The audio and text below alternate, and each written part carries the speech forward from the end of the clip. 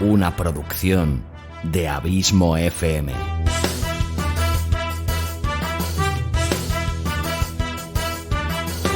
¿Quieres disfrutar de tu tiempo libre escuchando grandes historias, audiolibros y relatos? Un podcast literalmente literario.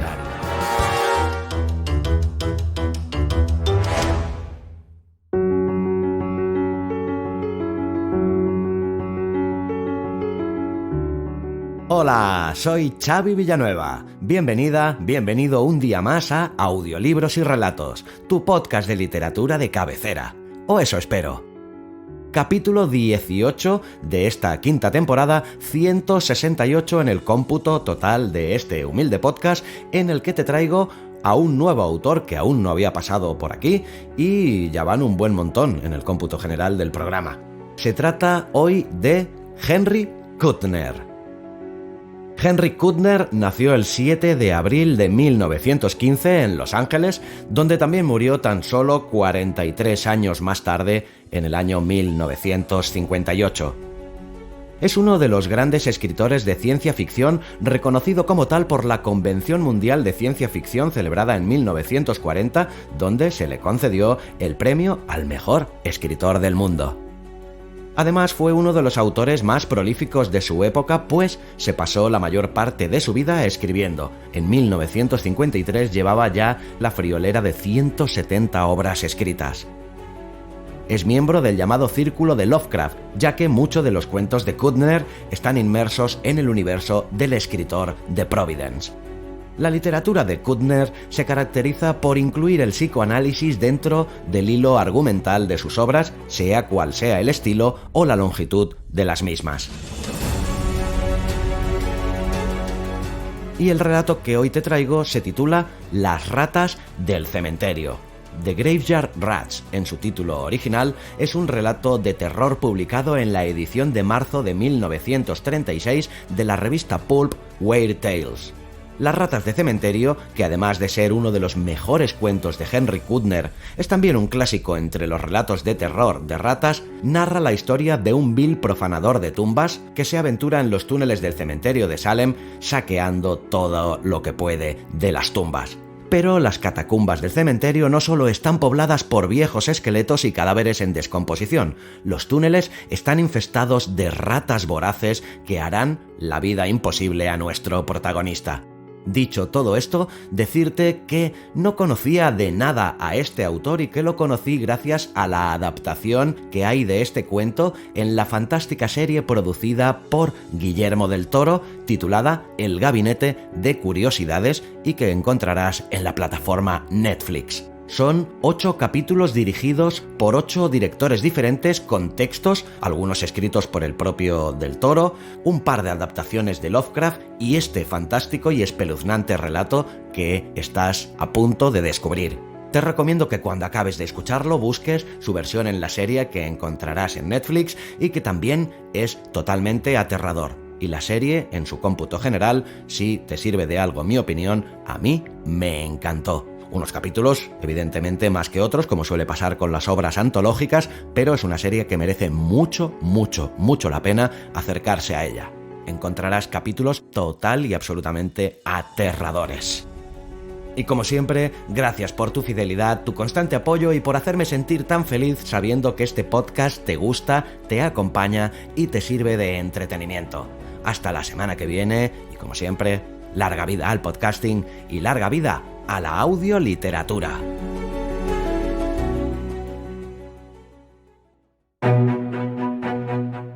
Colecciones de audiorelatos premium de Abismo FM. 2 colecciones de 8 capítulos cada una. Colección Sherlock Holmes y colección La Dimensión Desconocida. Puedes comprar cada capítulo individualmente por 1,5 € o la colección completa de 8 capítulos por tan solo 10 €. www.abismofm.com/colecciones. O si me escuchas desde la plataforma iVoox, podrás escuchar ambas colecciones suscribiéndote a los capítulos exclusivos para fans. Colecciones de audiorelatos premium de Abismo FM. ¿Te los piensas perder?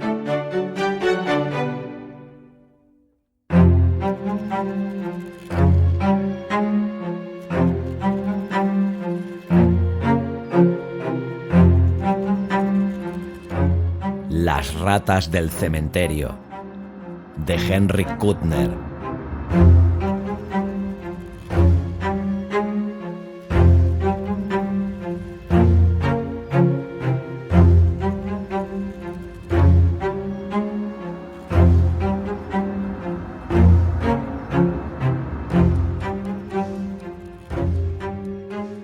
El anciano Mason, guardián de uno de los más antiguos cementerios de Salem, mantenía una verdadera guerra con las ratas. Varias generaciones atrás se había instalado en el cementerio una colonia de ratas enormes procedentes de los muelles. Cuando Mason asumió su cargo tras la inexplicable desaparición del guardián anterior, decidió aniquilarlas.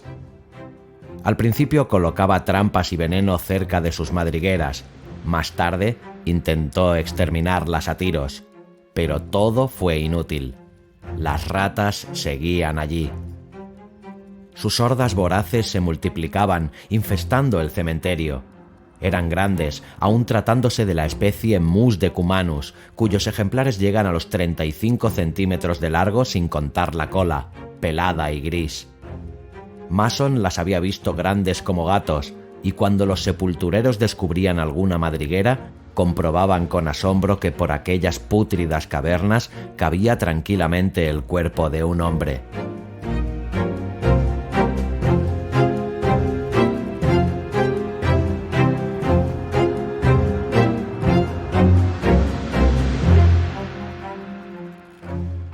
Al parecer, los barcos que antaño atracaban en los ruinosos muelles de Salem debieron de transportar cargamentos muy extraños.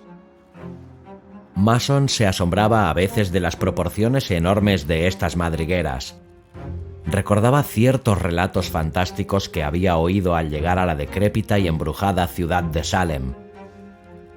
Eran relatos que hablaban de una vida embrionaria que persistía en la muerte, oculta en las perdidas madrigueras de la tierra.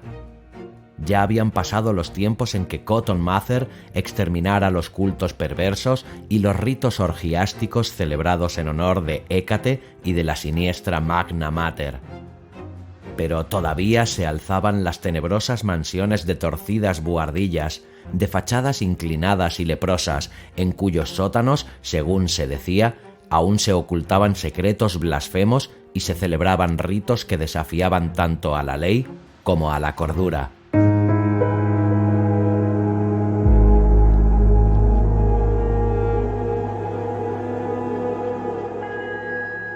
Moviendo significativamente sus cabezas canosas, los viejos aseguraban que, en los antiguos cementerios de Salem, había bajo tierra cosas peores que gusanos y ratas. En cuanto a estos roedores, Mason les tenía asco y respeto. Sabía el peligro que acechaba en sus dientes agudos y brillantes, pero no comprendía el horror que los viejos sentían por las casas vacías, infestadas de ratas. Había escuchado rumores sobre criaturas espantosas que moraban en lo profundo y que tenían poder sobre las ratas, a las que agrupaban en ejércitos disciplinados. Según afirmaban los viejos, las ratas eran mensajeras entre este mundo y las cuevas que se abrían en las entrañas de la tierra. Y aún se decía que algunos cuerpos habían sido robados de las sepulturas con el fin de celebrar festines subterráneos. El mito del flautista de Hamelin era una leyenda que ocultaba en forma alegórica un horror impío, y según ellos, los negros abismos habían parido abortos infernales que jamás salieron a la luz del día.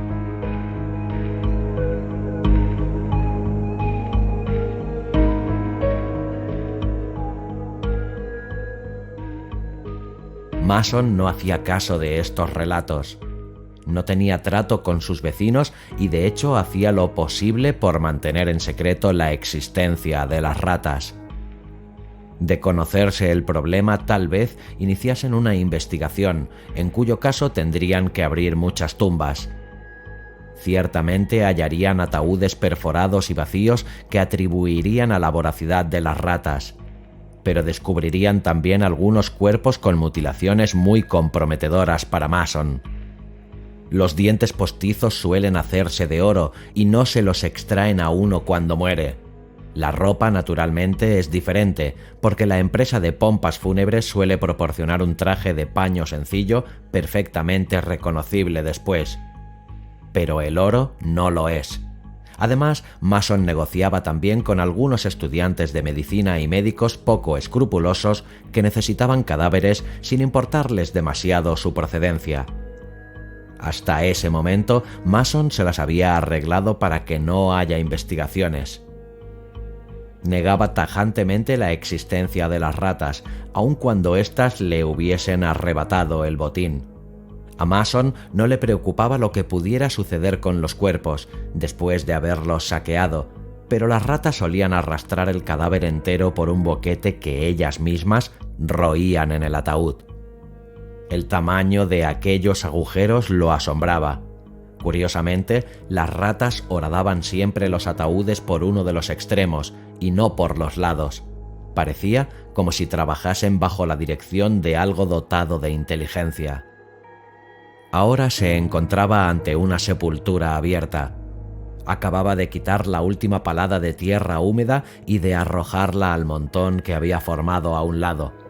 Desde hacía semanas que no paraba de caer una llovizna fría y constante. El cementerio era un lodazal pegajoso del que surgían las mojadas lápidas en formaciones irregulares.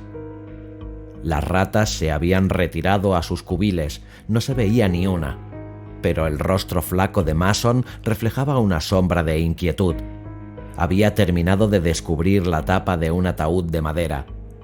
Hacía varios días que lo habían enterrado, pero Mason no se había atrevido a desenterrarlo antes. Los parientes del muerto aún visitaban su tumba, aún lloviendo, pero a estas horas de la noche no era fácil que vinieran por mucho dolor y pena que sintiesen. Y con este pensamiento tranquilizador, se enderezó y echó a un lado la pala. Desde la colina donde estaba el cementerio se veían parpadear apenas las luces de Salem a través de la lluvia.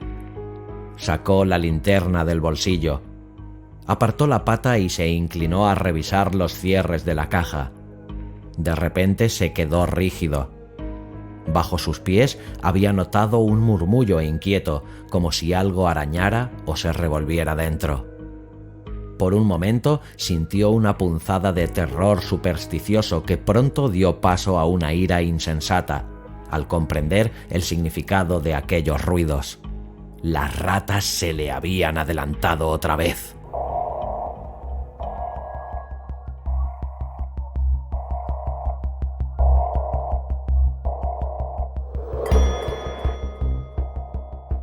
En un rapto de cólera, arrancó los candados del ataúd, insertó la pala bajo la tapa e hizo palanca, hasta que pudo levantarla con las manos. Encendió la linterna y enfocó el interior del ataúd.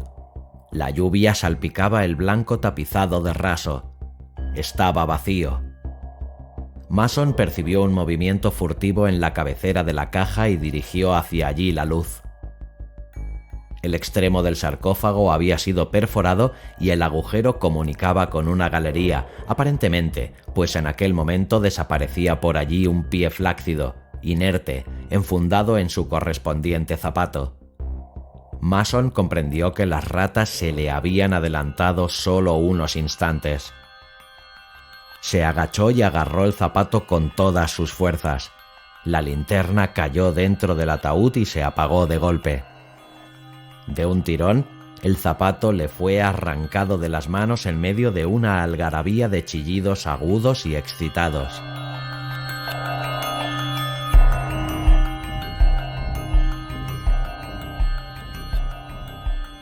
Un momento después, había recuperado la linterna y la enfocaba por el agujero.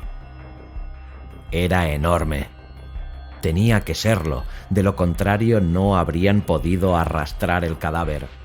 Mason intentó imaginarse el tamaño de aquellas ratas capaces de tirar del cuerpo de un hombre. Llevaba su revólver cargado en el bolsillo y esto le tranquilizaba. De haberse tratado del cadáver de una persona ordinaria, Mason habría abandonado su presa a las ratas antes de aventurarse por aquella estrecha madriguera. pero recordó los gemelos de sus puños y el alfiler de su corbata, cuya perla debía de ser indudablemente auténtica, y sin pensarlo más, se enganchó la linterna al cinturón y se introdujo por el boquete. El acceso era angosto. Delante de sí, a la luz de la linterna, podía ver cómo las suelas de los zapatos seguían siendo arrastradas hacia el fondo del túnel.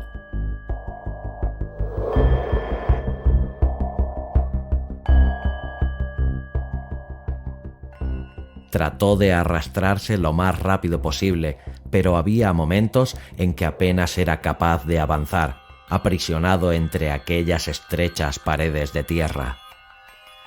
El aire se hacía irrespirable por el hedor del cadáver. Mason decidió que si no lo alcanzaba en un minuto, regresaría. El terror empezaba a agitarse en su imaginación, aunque la codicia le instaba a proseguir. Y prosiguió, cruzando varias bocas de túneles adyacentes. Las paredes de la madriguera estaban húmedas y pegajosas. 2 veces oyó a sus espaldas pequeños desprendimientos de tierra. El segundo de estos le hizo volver la cabeza. No vio nada, naturalmente, hasta que enfocó la linterna en esa dirección. Entonces observó que el barro casi obstruía la galería que acababa de recorrer. El peligro de su situación se le reveló en toda su espantosa realidad.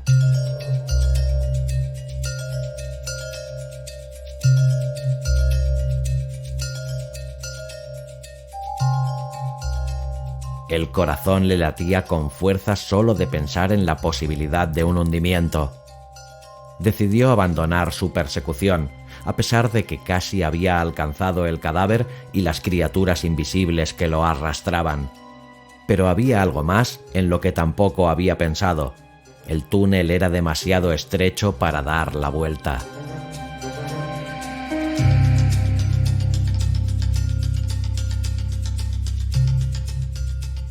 El pánico se apoderó de él por un segundo, pero recordó la boca lateral que acababa de pasar y retrocedió dificultosamente hasta allí. Introdujo las piernas hasta que pudo dar la vuelta. Luego comenzó a avanzar desesperadamente hacia la salida, pese al dolor de sus rodillas.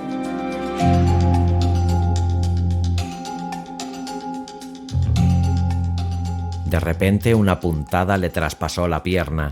Sintió que unos dientes afilados se le hundían en la carne y pateó frenéticamente para librarse de sus agresores. Oyó un chillido penetrante y el rumor presuroso de una multitud de patas que se escabullían. Al enfocar la linterna hacia atrás, lanzó un gemido de horror. Una docena de enormes ratas lo observaban atentamente y sus ojos malignos parpadeaban bajo la luz.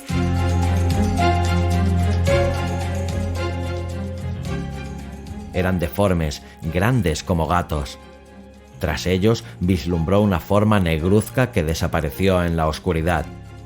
Se estremeció ante las increíbles proporciones de aquella sombra. La luz contuvo a las ratas durante un momento, pero no tardaron en volver a acercarse furtivamente. Al resplandor de la linterna, sus dientes parecían teñidos de carmesí. Mason forcejeó con su pistola, consiguió sacarla de su bolsillo y apuntó cuidadosamente. Estaba en una posición difícil. Procuró pegar los pies a las mojadas paredes de la madriguera para no herirse. El estruendo lo dejó sordo durante unos instantes. Después, una vez disipado el humo, vio que las ratas habían desaparecido. Guardó la pistola y comenzó a reptar velozmente a lo largo del túnel.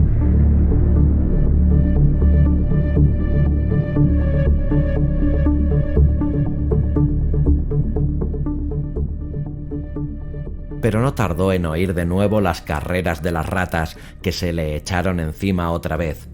Se le amontonaron sobre las piernas, mordiéndole y chillando de manera enloquecedora. Mason empezó a gritar mientras echaba mano a la pistola. Disparó sin apuntar, y no se hirió de milagro. Esta vez las ratas no se alejaron tanto.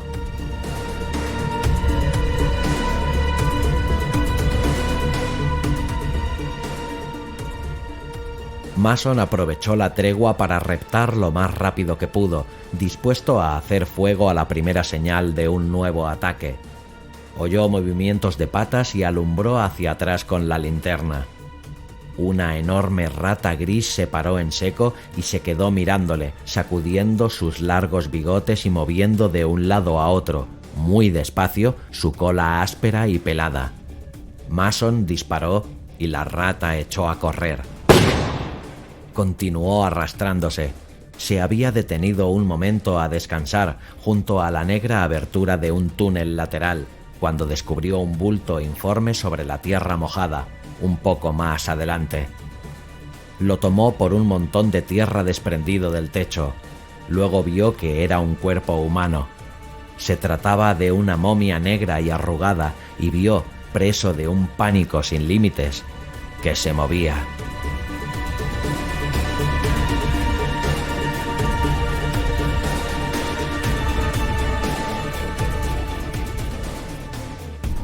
Aquella cosa monstruosa avanzaba hacia él y a la luz de la linterna vio su rostro horrible a poca distancia del suyo. Era una calavera descarnada, la faz de un cadáver que ya llevaba años enterrado, pero animada de una vida infernal. Tenía los ojos vidriosos, hinchados, que delataban su ceguera, y al avanzar hacia Mason lanzó un gemido plañidero y entreabrió sus labios pustulosos, desgarrados en una mueca de hambre espantosa. Mason sintió que se le helaba la sangre. Cuando aquel horror estaba ya a punto de rozarle, Mason se precipitó frenéticamente por la abertura lateral. Oyó arañar en la tierra a sus pies y el confuso gruñido de la criatura que le seguía de cerca. Mason miró por encima del hombro, gritó y trató de avanzar desesperadamente por la estrecha galería.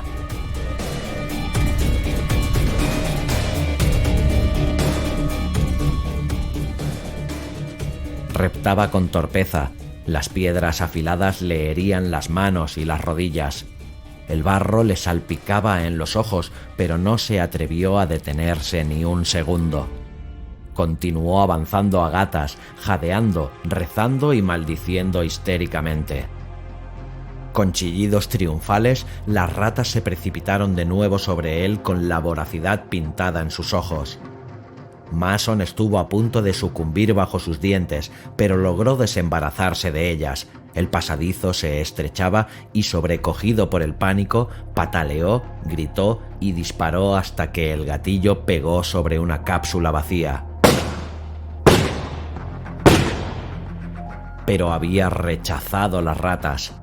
Observó entonces que se hallaba bajo una piedra grande, encajada en la parte superior de la galería, que le oprimía cruelmente la espalda. Al tratar de avanzar notó que la piedra se movía y se le ocurrió una idea. Si pudiera dejarla caer de forma que obstruyese el túnel. La tierra estaba empapada por la lluvia. Se enderezó y empezó a quitar el barro que sujetaba la piedra. Las ratas se aproximaban. Veía brillar sus ojos al resplandor de la linterna.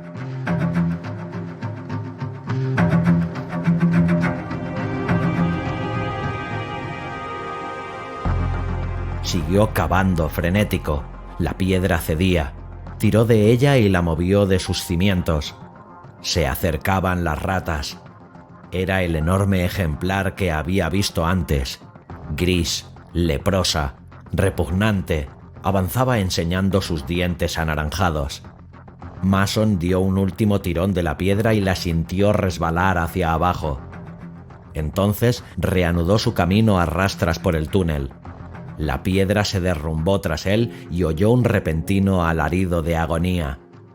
Sobre sus piernas se desplomaron algunos terrones mojados.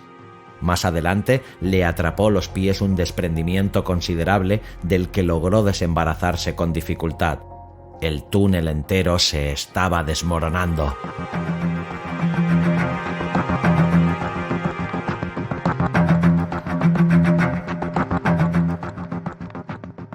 Jadeando de terror, avanzaba mientras la tierra se desprendía. El túnel seguía estrechándose hasta que llegó un momento en que apenas pudo hacer uso de sus manos y piernas para avanzar. Se retorció como una anguila hasta que de pronto notó un jirón de raso bajo sus dedos crispados y luego su cabeza chocó contra algo que le impedía continuar. Movió las piernas y pudo comprobar que no las tenía apresadas por la tierra desprendida. Estaba boca abajo. Al tratar de incorporarse, se encontró con que el techo del túnel estaba a escasos centímetros de su espalda. El terror le descompuso. Al salirle al paso aquel ser espantoso y ciego, se había desviado por un túnel lateral, por un túnel que no tenía salida. Se encontraba en un ataúd vacío al que había entrado por el agujero que las ratas habían practicado en su extremo.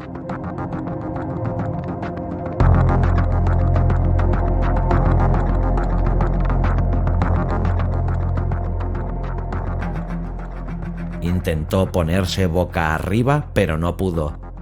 La tapa del ataúd le mantenía inexorablemente inmóvil. Tomó aliento e hizo fuerza contra la tapa. Era inamovible, y aun si lograse escapar del sarcófago, ¿cómo podría excavar una salida a través del 1,5 metros de tierra que tenía encima? Respiraba con dificultad. Hacía un calor sofocante y el hedor era irresistible. En un paroxismo de terror, desgarró y arañó el forro acolchado hasta destrozarlo. Hizo un inútil intento por cavar con los pies en la tierra desprendida que le impedía la retirada. Si lograse solamente cambiar de postura, podría excavar con las uñas una salida hacia el aire. Hacia el aire.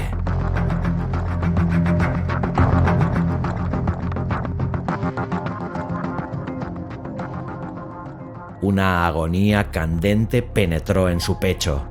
El pulso le dolía en los globos oculares. Parecía como si la cabeza se le fuera hinchando, a punto de estallar. De pronto, oyó los triunfales chillidos de las ratas. Comenzó a gritar, enloquecido, pero no pudo rechazarlas esta vez. Durante un momento se revolvió histéricamente en su estrecha prisión y luego se calmó, boqueando por falta de aire. Cerró los ojos, sacó su lengua ennegrecida y se hundió en la negrura de la muerte, con los locos chillidos de las ratas taladrándole los oídos.